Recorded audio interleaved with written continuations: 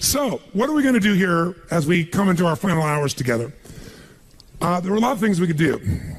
My goal, obviously, is to always have you leave with the strongest amount of your emotion geared in your body, because that's what's going to get you to go follow through. At the same time, I look at this program, and no matter how much we pour into it, no matter how much we put you in overwhelm, as you can only imagine, there's so many things that I know are available and needed for your businesses that aren't here. So trying to figure out, what do we put in here strategically? And so I'd like to roll the dice on something that may not be as emotionally exciting, but probably more valuable. And that is a planning process. And so you might have to, for this last part, really manage your own state a little bit. But I'd like to introduce you to what I call RPM, the rapid planning method.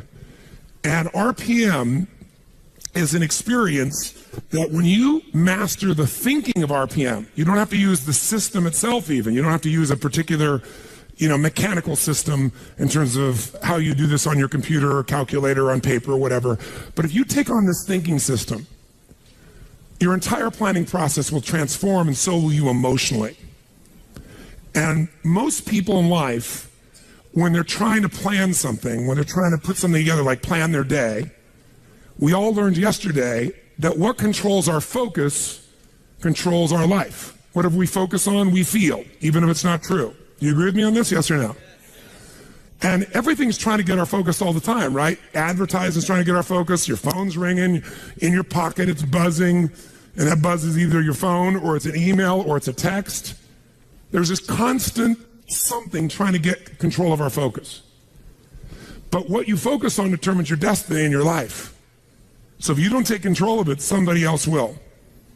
And so the challenge is, even when we try to take control of our own focus, even we try and attempt to do this, usually there's so much distraction that it becomes very difficult to do it. And even if you did it in the traditional way, and you were going to go out tomorrow, and you're going to plan your day, or you're going to plan your week, you're going to go home. In order to plan it, you're going to have to come up with some answers for the week. And the question you're going to ask, if you don't know RPM, is what? What do I need to? Say it nice and loud. What do I need to? And that's a good question. It's much better than, why do I have to do this? It's much better than, what the hell do I do? A few modifiers around that language and you'll feel very different, won't you? So when you ask, what should I do? The answer you're going to get is usually based on whatever is most pressing on you at that moment. And what tends to press us is either something painful, right? Right now I got to do this, because if I don't do this, something's going to happen. Or something that we want, something pleasurable. Is that true? Or it could be our own sense of vision. But that's usually the last thing that we focus on. How many agree with me on this? Say aye. So let's say, for example, someone keeps coming to you and goes, I need this, and I need this, and I need this. And they do that in the form of your text. They do that in the form of a phone call. They do that in the form of an email. They do that in the form of walking up to you and go, hey, Tony, can I ask you a question? And right in that moment, they're coming to you and they're asking for the most valuable thing you have in life, your focus. Because out of your focus, you're going to put your attention, your energy, your intellect, your emotion, your thoughts, your lifeblood. And the way you invest focus is the way you invest thought, feeling, emotion, and life. And wherever you spend that focus is going to determine what you end up with in this life and what you're able to give in this life. So focus, bless you, is the single most important component you got to learn to take control of. And most of us are not very good at this.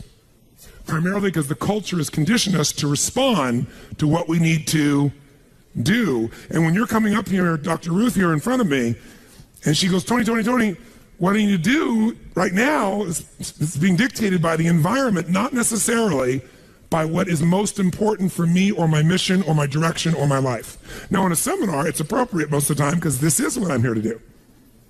But even in seminars, sometimes I have to say, can I get back to you in a moment? Because I have to do this because I'm also running this damn thing. I'm not just on stage, right? So the combination makes me have to look at it. And there's an army of people back here running it, and I got to help them, or they got to help me, and a lot of moving parts. So sometimes I got to stop and not let you take my focus, even though I'd like to give it to you. But if I were to ask, what do I need to do? I'm going to get a certain quality of answer. Let me give you an example of what I mean. True story. President, I won't go any deeper than what I can reveal without being disrespectful in any way, shape, or form. I would never do that. But it's a known fact because it got out in the newspapers. There was a stage when President Clinton called me. And when he called me, he literally called me up and said, and I'd known him for a little while and worked with him prior, but he called me up and said, they're going to impeach me in the morning. What should I do? And I kid about it today. I said to him, well, could you have called me sooner? But what truthfully I said after that was, I can give you my answer to that question, but I don't know if that's really the question you want to answer. Because the answer of what you should do requires a different question to be asked first, which is what's most important to you? Because if what's most important to you is to stay in office, then obviously you should just keep doing what you're doing, because even though they'll go try to impeach you, they won't have enough votes and you'll stay in office. But if your outcome, what do you want? What's your outcome? What's the result you're after? That changes what you do. If your outcome is to regain respect from mothers, fathers, what they can say to their children about the President of the United States, then based on that, you might have to do something different. And I said, it's easy for me to say, because I'm not in your position, I'm not facing an inquiry in the legal side. And he said, yeah. And I said, but you're also a lawyer. Now, you certainly know the law. And I said, you know what you can say. He goes, yeah, well, you don't have somebody coming at you, stars coming after me. He's trying to do this, trying to do that. I said, I know that. So I'm not telling you what to do. You're just asking me what to do. I won't tell you that. First, you got to tell me, what do you want? If you don't know your outcome, if you don't know the real result you're over and you answer what to do, you may even get what you want. You may do that and get the result, but it's not the result you really wanted. That's, again, the difference between strategy and tactics, isn't it? Which is one of the single most important lessons I hope we got across to you this week. So you got to learn to ask a different question than what to do, because how many of you found out that it doesn't matter what the day in your life is? If you really write down everything you got to do, there's no way in hell you could do it all. How many agree with me on this? Raise your hand and say aye. So most of you start out in the old days with a little time management book and you used to write down all your to-dos, right? How many used to have one of these? Right? You write down all your to-dos, and then in the early days, you actually put like A, B, C priority maybe in the very beginning. Anybody get that anal to be able to do that? Separate them out so you focus on the priorities, and then maybe even plan when you were going to do them in your day. And that lasted about how long? You still carried that book around with you in those days when it was on paper, remember that? But what it was your address book in those days, because you didn't have an iPhone, right? It was your calendar and your address book and a few crappy things you wrote down, but you never sat down and wrote the whole list out because you knew you weren't going to do it all, and it just felt like hell every day to rewrite it all. Who can relate with what I'm saying as being true? Say aye. So when I only had one company to run, I was just a kid, I went to one of those programs prior to the days of Franklin and Covey and all those guys. It was called the Time Bank. And we had this 3-ring binder like this. It was so cool, and it had its tabs and had my calendar in the front so I could schedule things, and have these daily little tabs. I could plan out the day and write my to-do lists. And then it had my A through Z's in the back where I could file under people's names and things, all the details I needed. And then that was all the phone information, because there wasn't email in those days. And you carried around this little mini suitcase of these big rings, and it worked really cool. It was great. But I learned once I had 2 companies, and then 3, and then 4, then 5, there was no way. My to-do list got bigger and bigger and never got to be done. And I found myself not writing it down, and then I found myself doing it in my head. And I got a pretty good memory, but man, that was painful. I felt the shock of it all over again. Bottom line is, I said, there's got to be a better way. And I kept thinking, what controls our life is what we focus on. What we focus on, we feel. What we feel and focus on, we move towards. Wherever focus goes, energy flows. So wherever your focus goes, energy flows. So if I want to control my focus, the most powerful way is by asking what? Better questions. So I need to come up with a better question, because what to do is a painful question. And it's a stupid question very often. When you're starving hungry on the first day, what to do is obvious. Go get some food. But some of you, in spite of the hunger, and those who've never been to a program in my mind, the pissed offness with Tony Robbins that he would go so long, People went back, they go, but this is not right. And so they said, then go get some food. They go, no, but I don't want to miss it. Now, our fault for not communicating in advance, but the point of the matter is most of you decided what to do based on a larger outcome than the urgency of current pain. You decided, no, what's most important is to get this material, even if it's a little painful in the short term. I can eat a little bit. I'm hungry, but I can survive. I am not in Africa. This is not the last meal that I've had for 6 weeks. There may be some body fat I could be burning in the next 2 hours while I'm learning. Who knows? You know, maybe. Maybe I'm not really dying. Maybe that's just the language I use, and the language I use is producing my emotion. People say they're starving. Really? Look in the mirror. Are you starving? No, I didn't say that to anybody because no one came up and said anything to me about it. That Tony. Oh, Tony, will you take a picture with me? Yes, of course, right?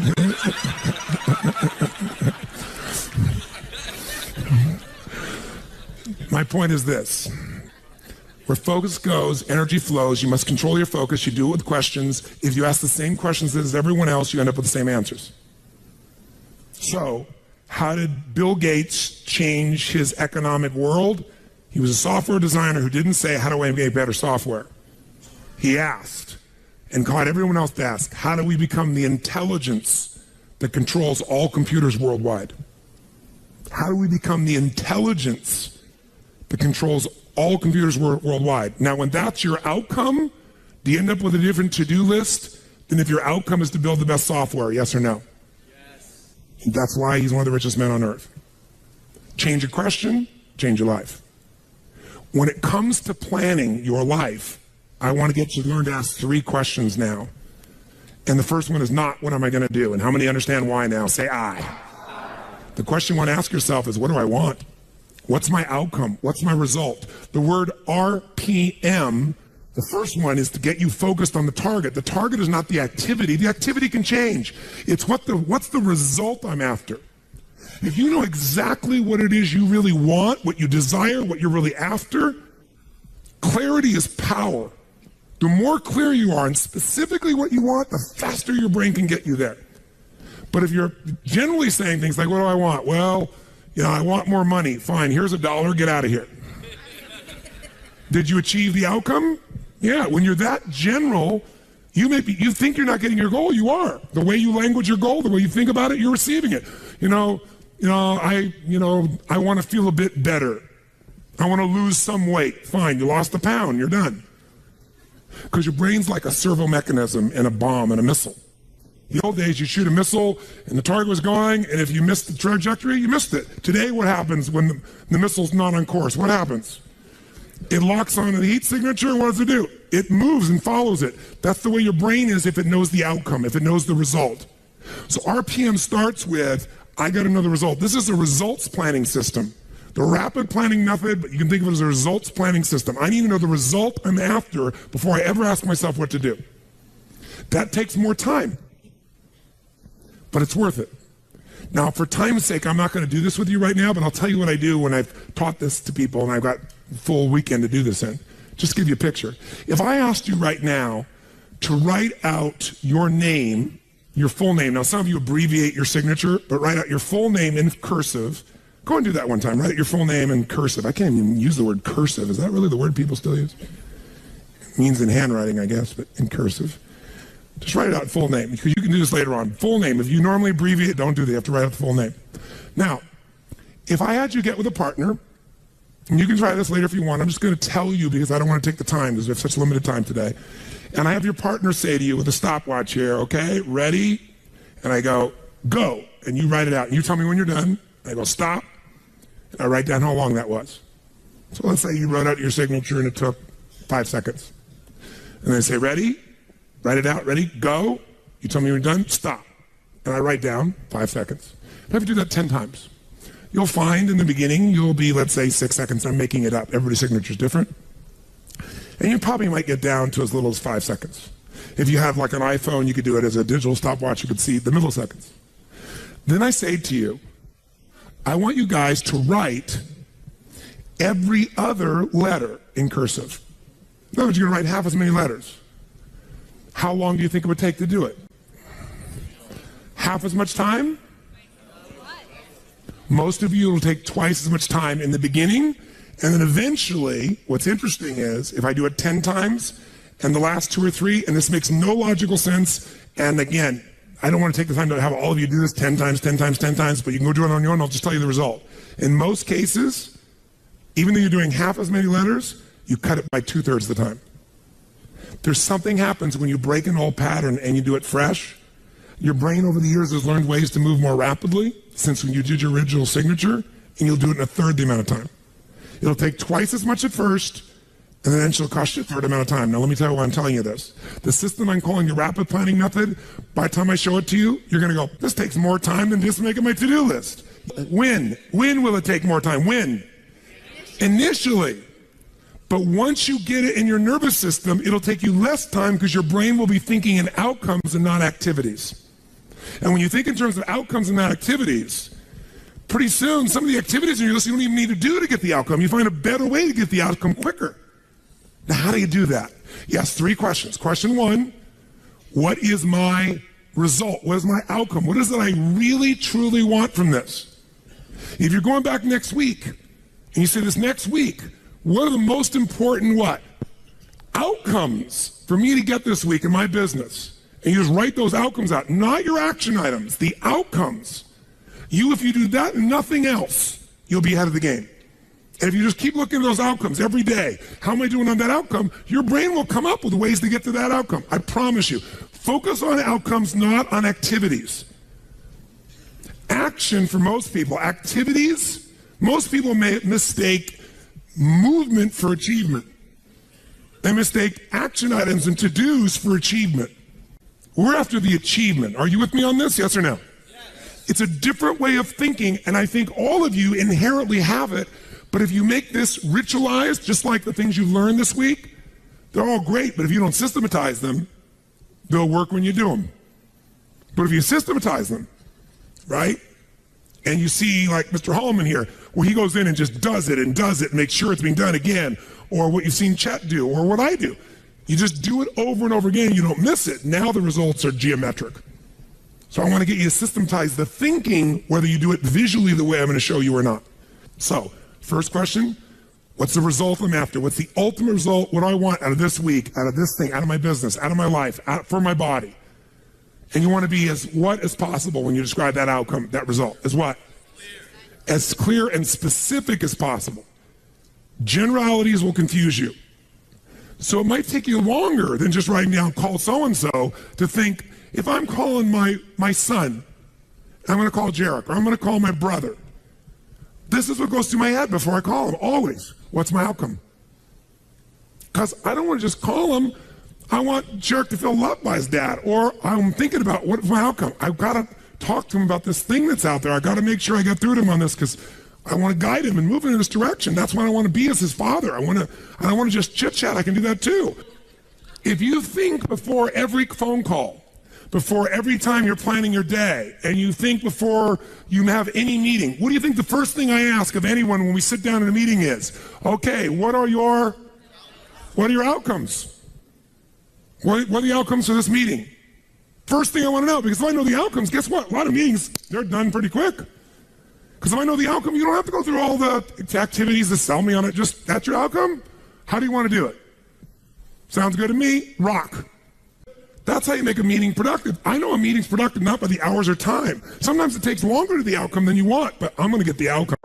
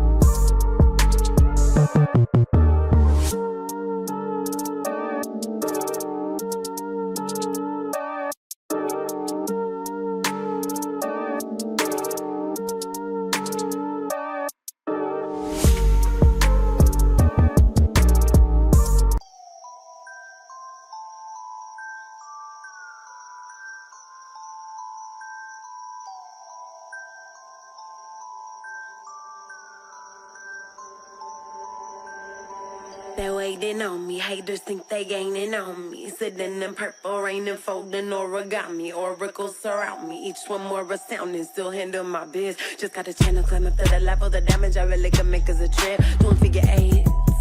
Ace, are you coming back now? But it's way too late. Just trying to be grateful. Just trying to be great. Yeah. And one thing it taught me is this is the moment to get it. So have faith and don't hesitate. Where my bad girls at? Bad girls at? From the front to the back, front to the front to the front to the front to the front. But it work right now, work right now. Put it work, let me see, put it work. Put it work, let me see, put it work. Work. Put it work.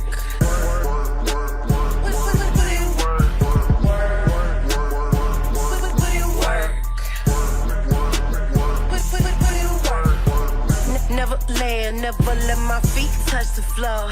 I just flow in my zone, you can't touch us though. Keep it moving, UFO, I just got to go. I can't touch the floor. Take that, break that with a bit.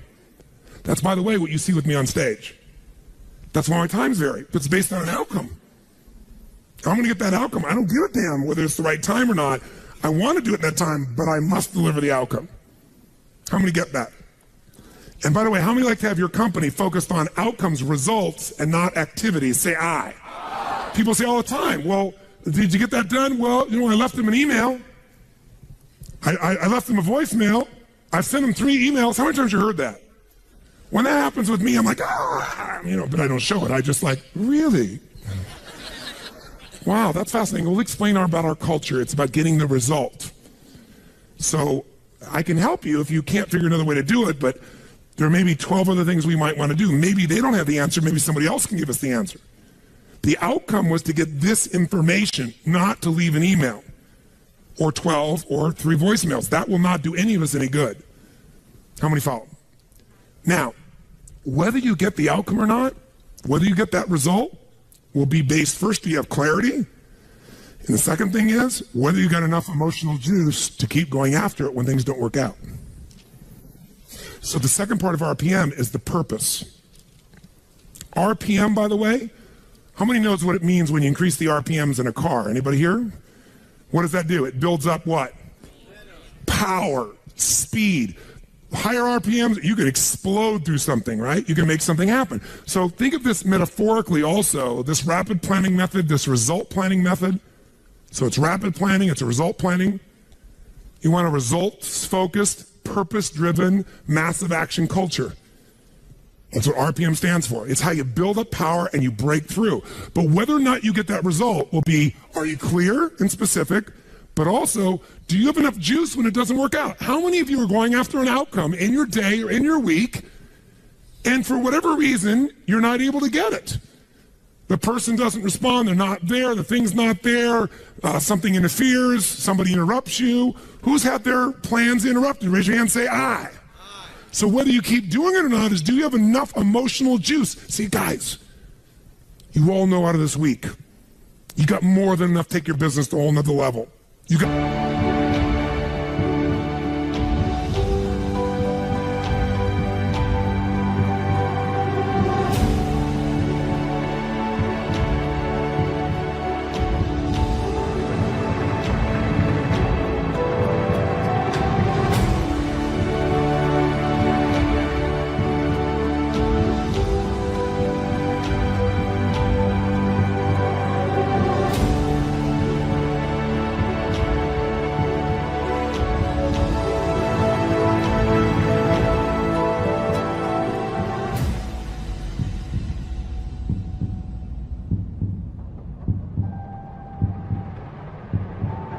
more ways you can go home and be artists now.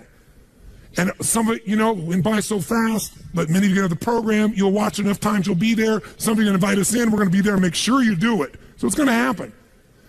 But the art of it being followed through or not is going to come to you have the emotion to follow through, and that needs to be a part of your thinking also. So the next question I've always asked, besides the outcome, is why? Why is more important than how? Why are we doing this? What's the purpose? Purpose is more powerful than object. Purpose is more powerful than object. You say, I want $1 million. That's a great objective. I want $1 billion. Great objective. I want to feed 3,000 children in my community. That's a beautiful objective. It's even more specific. But even that objective, you might get excited about, so you realize what it takes to feed 3,000 kids, right? And the politics involved and all the people that don't follow through. And then you have this good intention, and somebody else is pissed off because one of the kids didn't get fed, right? And you did everything you know how to do. What's going to make you keep going? Purpose. Why do you want to feed those 3,000 kids? Why do you want to make that $1 million, that $1 billion? Why are you going to take your business to the next level? Why is the most important thing to know, because that's where all the emotional juice and fuel is to actually get you to go through when the challenges show up. Every person you see who's on fire and is successful knows the why. You know what the problem is? You might know the why in the beginning. You wrote a mission statement and stuff like that. You got to know why you're doing this right now. This right now. That's what's going to engage you and activate the why. You might have a why, but it's not active. How many follow the difference when I'm talking about here? Say I. Otherwise, that little law of familiarity shows up. You know, well, we're doing this because da-da-da-da-da, and you repeat the why, but it has no emotion behind it. See, if I take a stick pin, no, I don't see anything like that, but you know when a woman has a blouse and they have like a little stick pin in it? Let's think that stick pin is a word. And I take that stick pin and I throw it at you. Are you going to feel it? Barely. But if I take that little stick pin called a word and I wire it to the back of a giant iron bar called emotion, now I can take that stick pin and put that thing right through your heart. That's the power of why. RPM. R is the result, the outcome. What you're after, P is the purpose. It's the why. 80% of success is why. 20% is how. Get a big enough why, people will figure out how to do it. Yes. How many agree with me on this? Say I. So you better know your why. So, talking to the president, tell me something. What's your outcome? And then why? And then once we know the why, we know what you're after and why, then the question is, how do we do it? We know what we're after, why, how do we do it? By the way, are there lots of hows to get to an outcome, yes or no? Yes. Are there many paths to get a result, yes or no? Yes. Some are more efficient than others. And you're not going to know. So you know what you do? You brainstorm out all the hows you can think of. All the things you could possibly need to do to get that result. And then you narrow it down to the 20% that makes 80% of the difference.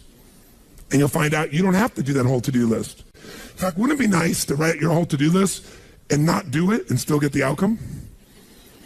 How many prefer that? Say I. That's RPM. I love it when I don't do my to-dos and I got the outcome. That's the coolest thing in the world. You might have done one or two of them, but it's then learning selectively which ones are going to create it. But the only way to do that is to brainstorm out the M, the massive action plan. If I know the result I'm after, I know what it is I want, what's the outcome, what's the result, what do I want specifically, clearly, and I know the why, and the why has got to move who? Who does the why have to matter to? Everybody around you. Well, if it's a why you're trying to get everybody to deal with, they got to have a why involved in it. But people do things for different reasons. People donate money for different reasons. Some of you donated money the other day here because you were moved by the experience. Some of you did it for connection. Some of you did it to contribute.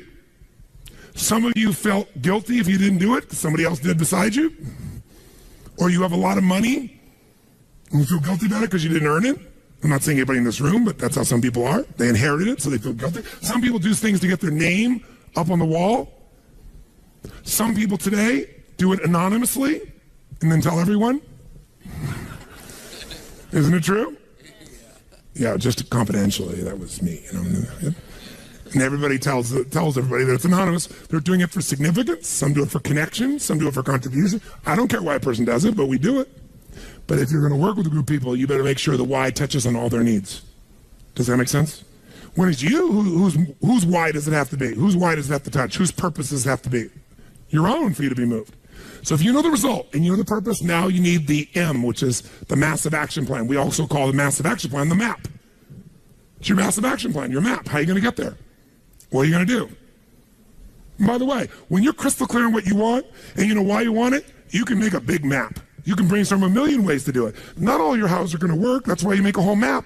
And then go back and gradually asterisk the ones that are the most important and go hit those. You might get the whole outcome in the first 2 action items and get rid of your whole rest of your list. This is RPM. This is how I operate. Now, if you never did this on paper and you just did this thinking process in your head, you'll get invaluable resources. If you learn to put this on paper, it'll be more powerful because then your brain isn't racing and you can see it. If you make it into a system that you personally use, your productivity will explode. If you teach your whole company to do this, your company will go to levels you can't even imagine because everyone will maximize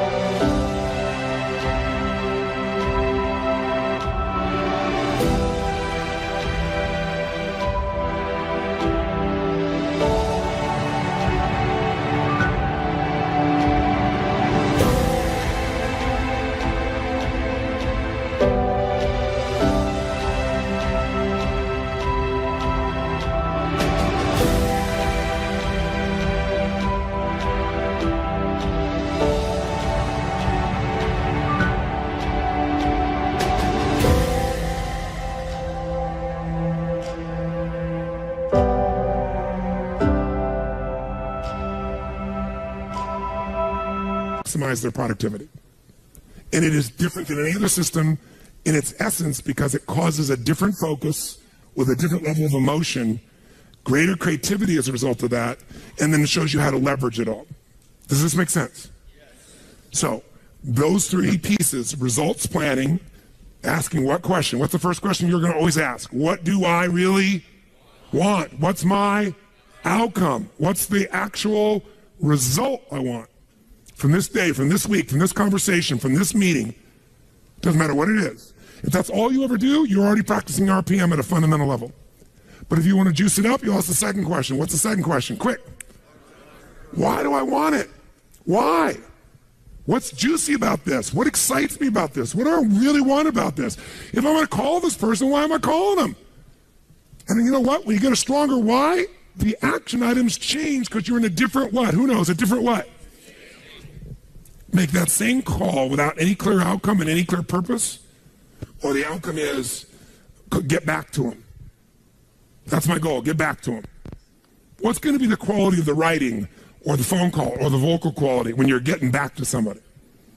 Versus if you know, my outcome is to make sure they feel like I am so in their corner that I'm here to make sure their needs are completely met, more than they've ever met by any person they've ever spoken to on the phone before, and that I'm here for them and they can count on me. Why? Because that's who the hell I am.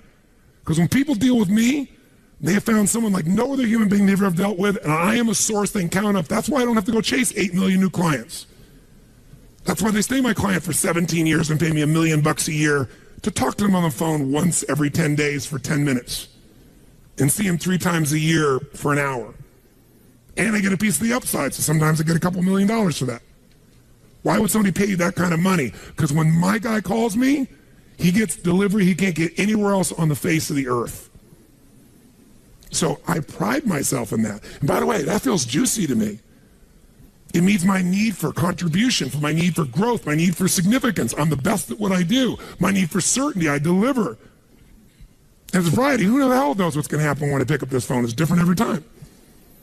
Because the market's changed, something's going on. How many follow? Say I. It's a very different thing than, oh, I'm getting back to my client. Right? And the way you're going to come across is different. And everybody will go, wow. And in life anyway, by the way, the people who are the very best on earth that get paid everything like 100 times more than everybody else, they're just a little bit better than everybody else. It's like, you know, a bear's chasing you. I don't have to be that fast, just that much faster than you. Right? In life, you just have to be a little bit better than everybody else, and you get all the rewards. And that little bit better, to me, is RPM.